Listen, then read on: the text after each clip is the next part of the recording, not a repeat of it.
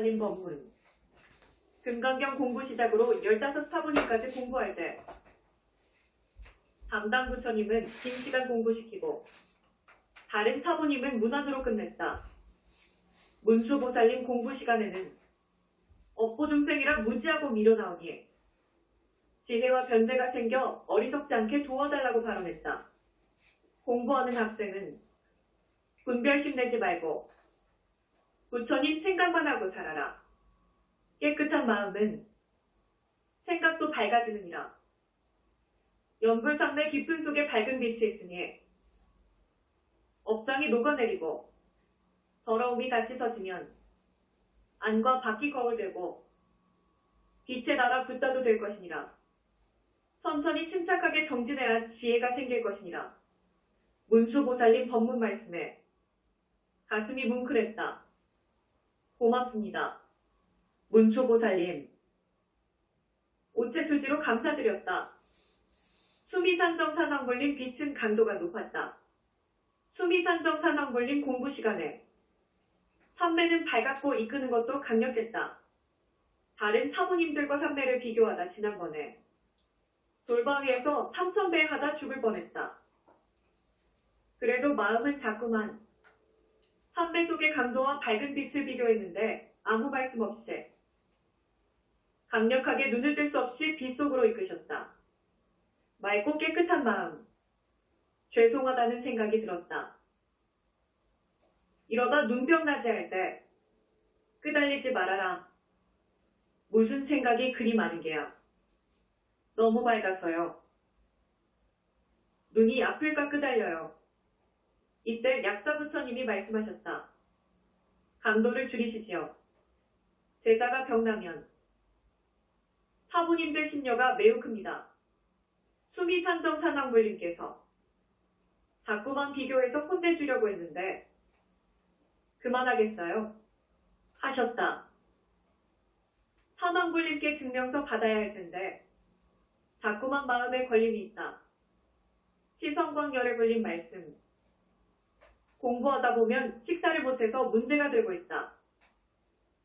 삼매 속에 빠지면 빛의 세계에서 즐겁고 행복한 시간이다. 복두대성 일곱보살님께서 삼매 속의 빛으로 하나 되어 크게 위신력을 주셨다. 별에는 누가 살고 있나요? 별마다 인종은 다른가요? 자네 알고 싶은가? 예, 가르쳐 주시지요. 별에는 각각 온갖 인종이 살고 있는데 사람인 듯 아닌 듯 짐승인 듯 인간인 듯 말로 할 수 없다네. 흰색, 검은색, 붉은색, 녹색, 은색, 황색. 사람 같은데 얼굴은 온갖 짐승처럼 생긴 것도 많다네. 별 중에서 시성광열에 불림 계신 곳에 있는 감로물이 최고라네. 공부 중이니 이 약과 물을 마시게나. 목에도 좋고 위에도 좋을 것이네. 사부님 고맙습니다. 좋은 말씀에 감사드립니다. 총수 산왕불림은 영축산에 갔다.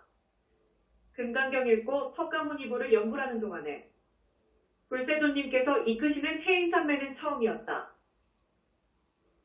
맑고 깨끗한 산매 속은 완전 거울 같아 너무 좋았다.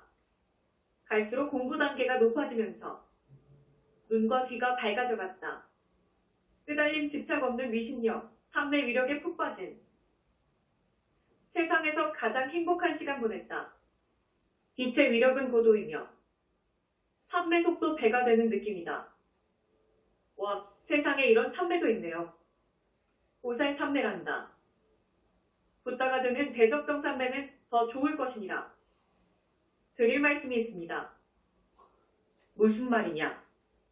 영축산 사강 대신 총수 산왕보살님은 잘생기고 미남인데 좀 그래요. 무슨 일 있느냐? 제가 말하면 듣지 않고 계속 공부만 하라고 해요. 불세존님께서 빙글에 웃으셨다. 대한민국에 붓다가 나올 것을 알고 보고 싶어 왔는데 너에게 지시할 수 없단다. 영축산으로 곧바로 갈 것이니라. 잘 알겠습니다. 절하고 나왔다. 바다 위에 연꽃좌대를 만들었다. 고문품 읽고 관세음보살님 연구라는 동안에 사부님은 허공에서 내 정수리에 빛을 투입하였다. 더러움은 씻어내리고 좋은 것은 몸뚱이에 저장하였다. 맑고 깨끗한 찬란한 빛 속에 상속된 빛은 몇 시간을 그렇게 있었다. 관세음보살님께서 은혜를 받았으면 갚아라. 어떻게 갚을까요? 저 맑고 깨끗한 바닷물 위에 탐스럽고 아름다운 연꽃 자대를 만들어라. 바다에 눈을 고정하고 깊은 산맥 속에서 연분홍 연꽃 자대를 생각하며 정교하게 만들기 시작한 지두 시간 만에 완성했다. 넓은 바다 위에 내가 만든 관세음보살님 연꽃 자대는 무척 예쁘고 훌륭했다. 해수관음 보살님, 육관음 보살님도 함께 보시고 칭찬하셨다. 집중력과 산매 위력은 만족스럽다고 하셨다. 다음에는 저 연꽃보다 정교하고 더 크게 만들라고 하셨다. 공부에 실망한 날이다. 등간경 공부 시간에 졸았다. 새벽 3시부터 부처님 맞이 공양 준비해서 4시 30분에 공양 올리면 5시다. 설거지하고 집안 청소하고 땀이 나서 씻고 나면 7시다. 보통 공부 시간은 12에서 14시간인데 공부를 많이 할 때는 밤 11시까지다. 빛에 날아가려고 죽기를 각오하며 먼 길을 나는 가고 있다. 도중에 너무 힘들고 고단해서 도망가려고 두 마음 먹은 적도 있었다. 돌아보면 너무 멀리 왔다. 포기하려니 아까웠을 피운다. 보이지 않는 정원 곳에 분명 부따님은 계시는데 언제나 그곳에 갈 것인지 쓸데없는 생각에 신심이 떨어졌다. 갈 길을 방황할 때는 내가 쓴 일지를 보면서 다시 마음먹고 공부한 적이 많았다. 흔들리지 않으려고 무던히 애도 썼는데 삼매속이 아니면 번뇌가 왔다. 선일 공부가 가까워지면서 마당이 뜨는지 혼란스럽다. 부처님 나를 보시고 실망하실 텐데 죄송스럽다. 지장보살님 법문. 지장보살님 공부 시간에 적당히 내 머리까지 때리지는 못하고 왔다 갔다를 여러 번 하셨다. 자네 정신 차리게나. 공부하기 싫은 거냐?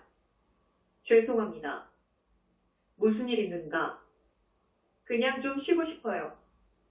너무 지치고 고단해요. 마음은 맞지만 새벽 3시부터 거의 잠을 못 자서 몸뚱이가 너무 힘들어요. 세상에 없는 공부라네. 붓다가 아무나 되는 것인가? 어제 몸뚱이 벗고 가면 인간 세상은 다시 오지 않을 것이네. 공부도 때가 있어. 아무 때나 하는 것이 아니라네. 저 아름다운 빛을 보게나. 저 빛은 안과 밖에 없다네. 지금은 고단하고 힘들겠지만 좀 더 참게나. 달래기도 신신나게도 하시며 법문해 주셨다. 삼배 속에서 반성만 했다. 현재 보살님께서 공부 시간을 마구 꾸중하셨다. 학생이 학교에 안 가면 무엇이 되는가? 나쁜 길로 빠지는 거야. 도공이 정성 다해 그릇 만드는 공부 잘하다가 그만 만들면 그 그릇은 쓸모가 없다네. 여기서 공부 접을 것인가?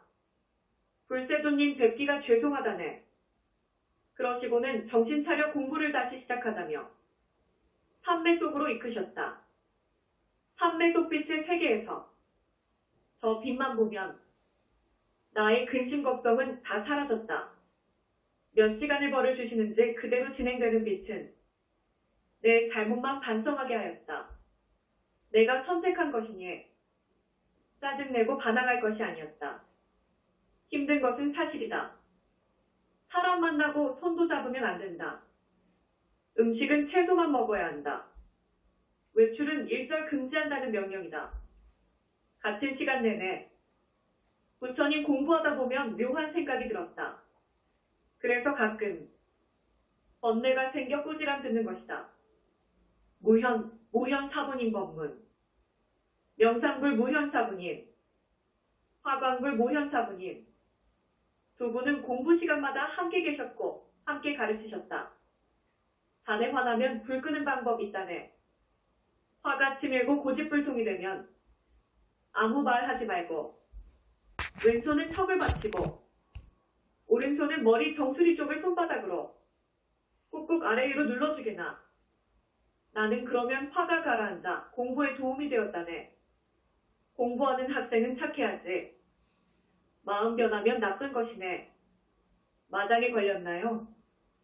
사람 몸속에는 선과 악이 존재한다네. 공부하려면 한쪽에서 방해하는 거네. 삼배 힘으로 나쁜 것이 씻어지고 벗겨지면 악은 저절로 멸하게 되어 있네. 공부가 되면 될수록 마장도 죽지 않으려고 더 힘들게 한다네. 그러니 수행승은 인욕을 배워야 한다네.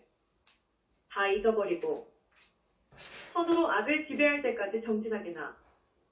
예, 사부님. 고맙습니다. 잘하겠습니다. 불세조님 꾸지람. 금강경 읽고 석가모니불 연불상배 속에 있었는데 불세조님께서는 아무 말씀이 없으셨다. 잘못을 참회하자. 불세조님께서 큰 소리로 꾸중하셨다. 한 번 약속했으면 그 약속을 지켜야지. 중도에 두 마음 갖고 흔들리느냐. 그런 마음이라면 빛에 날아갈 생각은 적거라. 무슨 일을 할 때는 힘들고 피곤하고 고단한 것은 당연한 것이다. 죽을 힘을 다해 거짓 몸뚱이 버린다면 성공할 것이다.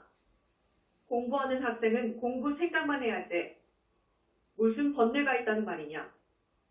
책상 위에 칼은 죽으려고 가져다 놓은 것이냐. 공부를 잘하려고 놓은 것이냐. 약속은 매우 중요한 것이니라. 내가 말한 것 책임 못 이행한다면 공부는 접어야 할 것이니라. 너무 강하고 무섭게 꾸중한 시어봄이 땅속으로 들어가듯 힘이 쭉 빠졌다. 무조건 잘하겠다고 또 약속했다.